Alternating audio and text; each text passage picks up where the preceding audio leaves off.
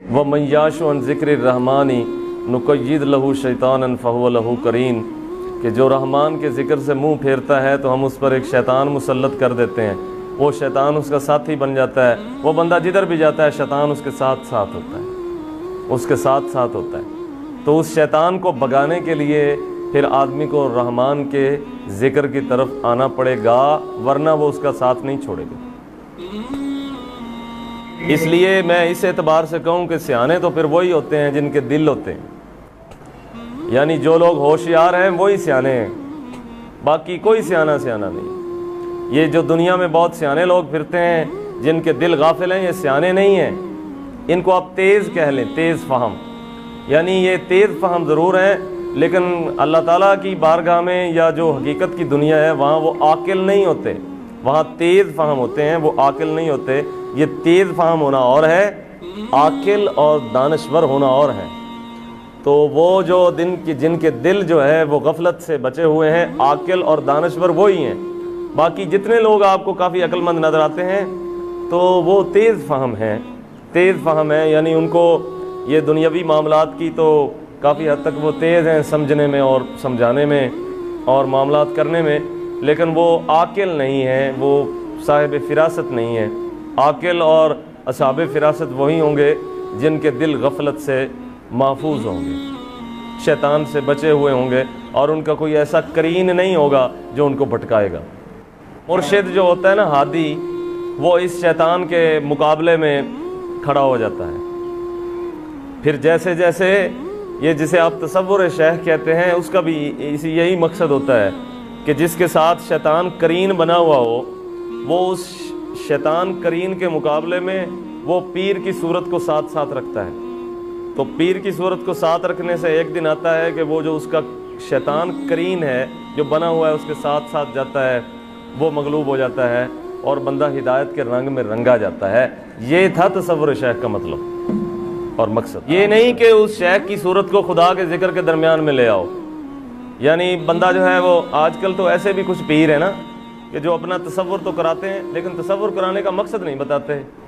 वो उल्टा ये होता है कि जिस आदमी ने खुदा का नाम लेना होता है वो उसका नाम लेता रहता है, यानी अल्लाह के नाम के बीच में खुद पीर आ जाता है। आप समझे नहीं, इस बात को अच्छी तरह से समझ लें, यानी बंदे और खुदा के बीच में पीर आ जाता है। वो पीर का तो मकसद ये था ना कि वो उस करीन के मुकाबले में आए जो शैतान उसे चिमटा हुआ है, और अगर खुद वो ही उसको चिमट गया है तो वो तो तौहीद के रास्ते में उसके दरमियान में आ गया।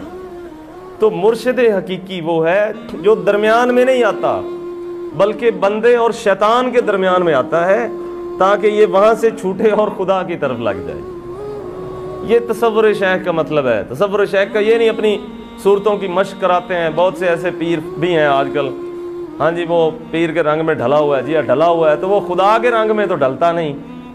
सिबगतल्लाहि व मनासरु मिनल्लाहि सिबगा, या तो फिर पीर ऐसा हो ना कि जिसका तसव्वुर उसे इधर उधर जाने ही ना दे, वो उसे उसके तसव्वुर में उसके रंग में रंग कर वो ही तौहीद की तरफ जाए।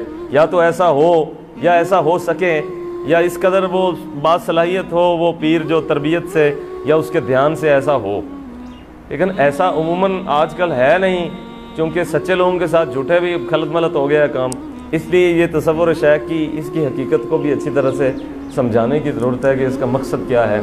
आदमी जिक्र करे खुदा का और बीच में फिर वही चीज़ें आ जाएं तो फिर वो कैसे ज़ाकिर होगा या उसका जिक्र कैसे सही दुरुस्त होगा।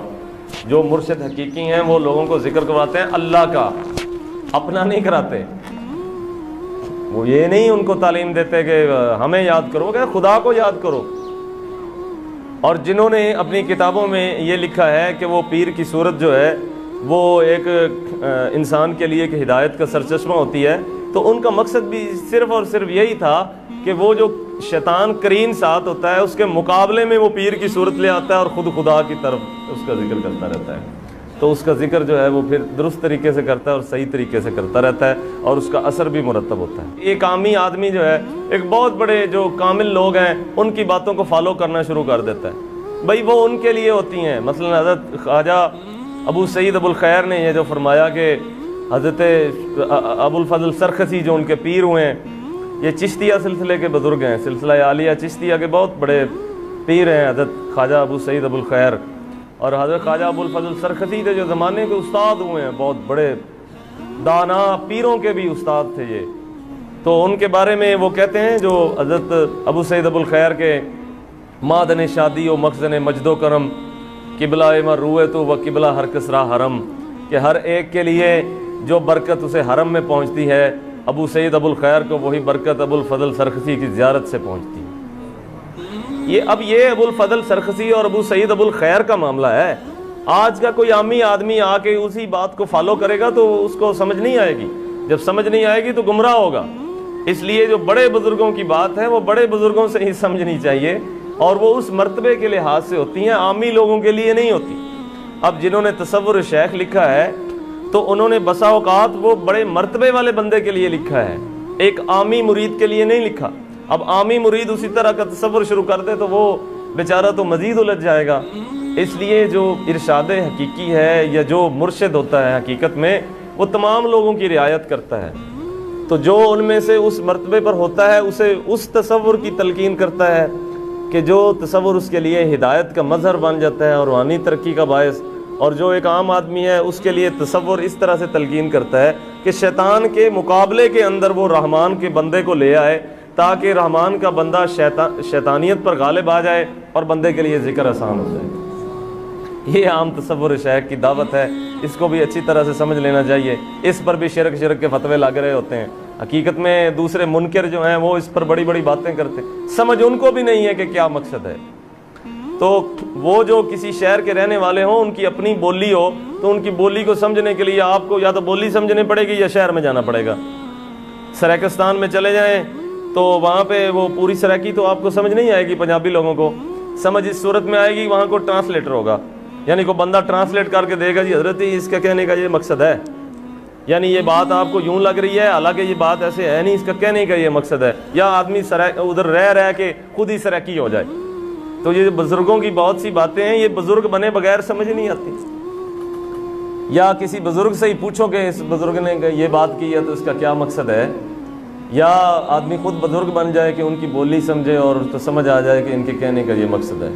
تو تصور شیخ کا بھی جو جن بزرگوں نے بھی اس پہ کچھ لکھا ہے یا بیان کیا ہے ان کا بھی مقصد جو ہے وہ لوگوں کے طالبوں کے حسب حال ہوتا ہے، اور جو اس کا مقصد ہوتا ہے اس مقصد پر نگاہ رکھنی چاہیے. مقاصد پر نگاہ نہیں ہوگی تو یہ تصورات بھی کبھی کبھی خلل اندازی کرتے ہیں اور آدمی ادھر سے ادھر ہو جاتا ہے اور مقصد سے ہٹ جاتا ہے.